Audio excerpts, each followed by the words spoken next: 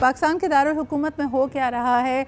कुदरती हुस्न से माला माल और हमारी वाहिद प्लान सिटी यानी इस्लामाबाद और यकीनन जो ट्विन सिटीज़ कहा जाता है इस्लामाबाद और रावलपिंडी, उसका एक बड़ा जो एक पिक्चरिस्क यानी जगह है जिसको हम रावल लेक या रावल डैम भी कहते हैं।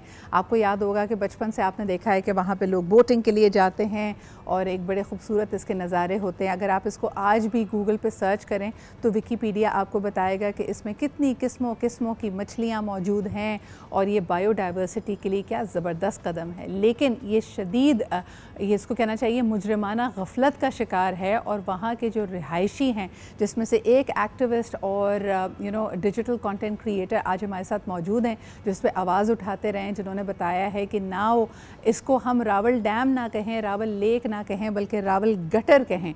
इसकी क्या वजह है, आइए ज़रा जानने की कोशिश करते हैं। इसकी वजह से उनको काफ़ी तनकीद का भी निशाना करना पड़ रहा है, लोग ट्रोलिंग भी कर रहे हैं। हमारे साथ मौजूद हैं उस्मान अब्बासी जो कि एनवायरमेंटल हैं। अस्सलाम वालेकुम उस्मान। वालेकुम अस्सलाम। उस्मान जी, आपकी वीडियोस मैंने देखी और आपको इस पर काफ़ी तनकीद का निशाना करना पड़ रहा है। वीडियोस की कुछ फुटेज हम अपनी स्क्रीन पे भी चला रहे हैं। मुझे बताइए, आपने बड़ी एक स्ट्रॉन्ग स्टेटमेंट दी है जब आप इसको रावल लेक नहीं रावल गटर कहते हैं, इसकी क्या वजह है? बहुत शुक्रिया मैम सिद्रा, आपने मुझे अलाउ किया और यहाँ पे बुलाया। फॉर्चुनेटली मेरे पास सारे एविडेंस हैं और उसकी बेस के ऊपर मैं कहता हूँ कि ये गटर है। मैंने कोई आज से 7 मंथ्स पहले एक एविडेंस कलेक्ट किया था, एक डॉक्यूमेंट्री बनाई है, मेरे अपने चैनल्स हैं सबके लिए। उसके ऊपर मैंने सारे एविडेंसेस कलेक्ट करके और मैंने सीडीए तक और जितने भी हमारे इदारे हैं सब तक मैंने ये बात पहुंचाई और मैं हाथ जोड़ रहा हूँ कि खुदा का वास्ते अपने जो हमारे जो नेचुरल रिसोर्सेज हैं इनको बचाएं, आने वाली नस्लों को बचाएं, वरना हम तबाह हो चुके हुए हैं। बायोडाइवर्सिटी क्या तो क्या सस्टेनेबिलिटी, कुछ भी नहीं बचना। अगले 5 सालों के पास हमारे पास कुछ भी नहीं होगा। तो मैं एक तो आपका शुक्रिया अदा करता हूँ कि पूरे पाकिस्तान तक मुझे आपने मेरी आवाज़ पहुँचाई और अल्लाह करे कि ये आवाज़ उन ऐवानों तक पहुँचे जहाँ पे ये लोग बैठे हुए हैं और जो तक नहीं रेंगते उनके कानों के। अच्छा, ये हमारी जो तस्वीरें चल रही हैं इस वक्त, उसमें तो शायद टूरिस्ट और सीडीए या कुछ इस तरह के मुलाजमीन नज़र आ रहे हैं। अगर हम उस्मान की वीडियोस दिखा सकें, मैं आई वाज इन पेन जब मैं सिर्फ उसको स्क्रीन पे देख रही थी। उस्मान, आपने कहा कि आपसे वहाँ पे सांस नहीं ली जा रही। सैकड़ों की तादाद में मुर्दा मछलियाँ रावल लेक के चारों किनारों पे हमें नज़र आती हैं, उसमें गंदगी गलाजत नज़र आती है। तो ये साल से हो क्या रहा है? क्या इसकी सफाई नहीं हो रही? This used to be a tourist attraction, लोग तो यहाँ बोटिंग के लिए जाते हैं। मेरी टीम ने भी आज पुरानी तस्वीरें लगाई हुई हैं। ये हुआ क्या है और आपने कब तब्दीली ये महसूस की रावल लेक में? अच्छा, मुझे कोई पिछले 5 साल जब से मैं इस्लामाबाद आया हूँ तो मेरा पहला पॉइंट ये था कि जिसको मैंने ना आइडेंटिफाई किया था जी। और क्योंकि आपने शुरू में ही कहा कि मेरे ऊपर ट्रोलिंग और मुझे ऐसे लोग समझते हैं कि जैसे मैं उनका दुश्मन हूँ। मैं तो सबके बच्चों की बात करता हूँ। ये जितना भी बाराको कायद-ए-आज़म बरी इमाम की जो सीवरेज है, क्योंकि वहाँ पे कोई सीवेज सिस्टम नहीं है, सारे का सारा ऑल टुगेदर जिसको हम कोरंग रिवर कहते हैं वो रिवर नहीं है, वो कोरंग सीवरेज लाइन है, वो सारी की सारी डंप होती है इसमें। अच्छा। तो मैंने NIH के अंदर जाके टेस्ट भी करवाए इस पानी के, क्योंकि मैं एक स्कूल में टीचर हूँ बिकनॉस गुलबर्ग ग्रेन्स के अंदर। मेरे बच्चे जो कि ग्लोबल पर्सपेक्टिव पढ़ते हैं उनको मैं पढ़ाता हूँ, उनसे मैंने प्रोजेक्ट भी करवाया हुआ है, मेरे पास उसकी रिपोर्ट है। और मैं चीख के हर बंदे को कह रहा हूँ कि 40-50 लाख लोगों की ज़िंदगी दाव के ऊपर है। बायोडाइवर्सिटी क्या तो क्या ecosystem, nothing is left. Okay, आप मुझे ये बताइए कि क्या ये रावल लेक का जो पानी है वो पानी भी इस्तेमाल के काबिल है? आपने कहा कि उसको जब आपने टेस्ट कराया तो ये टेस्ट क्या कहता है? उसके अंदर क्योंकि हमारे पास रिसोर्सेज कम थे, बच्चों ने डोनेशंस वगैरह कलेक्ट किए थे, तो हमने जो पीने के लिए या जो इकोलाई वो होता है कि जिसमें बैक्टीरियाज कितने हैं, तो उसमें कुछ इतने मैक्सिमम बैक्टीरिया से कि लैब वालों ने कहा कि दुनिया का अगर कोई गंदा तरीन पानी है जी। तो वो ये वाला है। तो बाकी इसके अंदर जो मेटल्स और जो mercury and so on, list goes on, वो चीज़ें अगर आप देखें तो ये बहुत कुछ है इसके अंदर ना।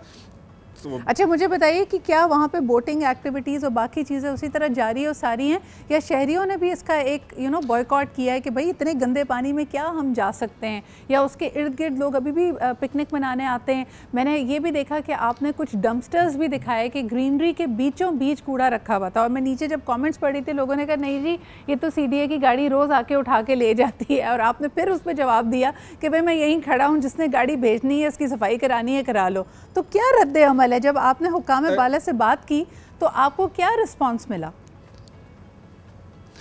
देखिए, मैं डेली जब मैं स्कूल जाता हूँ आता हूँ, मैं जहाँ भी जाता हूँ, तो क्योंकि आपने वीडियोस देख लिए हैं तो मैं एविडेंस के साथ बात करता हूँ, तो मेरी शक्ल या चेहरे से ज़्यादा मेरी बैकग्राउंड इम्पॉर्टेंट होती है, बिकॉज वो चीज़ जो है तो वो हमारे बच्चों के, मैं डेली इनसे बात करता हूँ, डेली जाता हूँ और डेली एविडेंस कलेक्ट करता हूँ। वहाँ पे हमारे पास इधर डस्टबिन ही नहीं है, तो अब जो किनारा पार्क है इसी रावल गटर का, तो वहाँ पे कोई डस्टबिन नहीं है, तो मैंने अपने जो फॉलोअर्स हैं उनसे रिक्वेस्ट की है, तो वहाँ पे मैं एक डस्टबिन कंक्रीट की बनवा रहा हूँ, तो अगर इन्होंने ना उठवाया तो वो मैं किसी प्राइवेट गाड़ी के थ्रू उठवाऊंगा।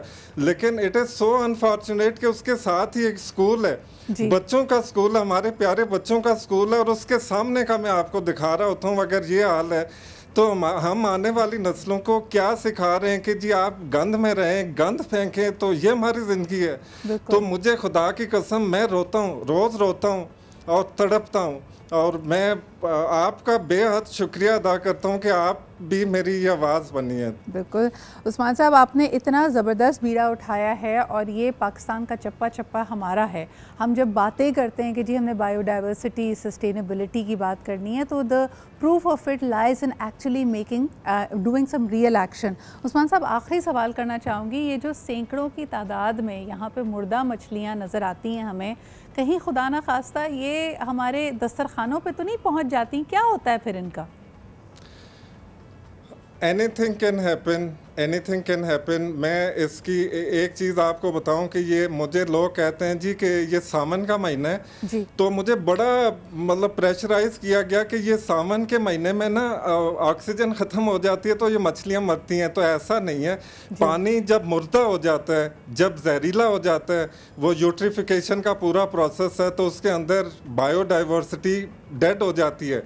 तो एक तो ये चीज़ है। मेरा एक आखिरी प्लीज़ आपसे एक रिक्वेस्ट है कि जो भी हमारे सोशल इन्फ्लुएंसर्स हैं, मैं उनसे रिक्वेस्ट करूंगा, सो कॉल्ड सोशल इन्फ्लुएंसर्स, के हमारे बच्चे आने वाले 5-7 साल में ना हमारे पास पानी होगा, ना ट्रीज होंगे, ना हमारे पास कुछ भी नहीं होगा, सांस लेने के लिए मतलब दरख्त नहीं होंगे। तो प्लीज़, अगर जिनके मिलियंस में फॉलोअर्स हैं, तो please raise your voice, please, खुदा का वास्ता है।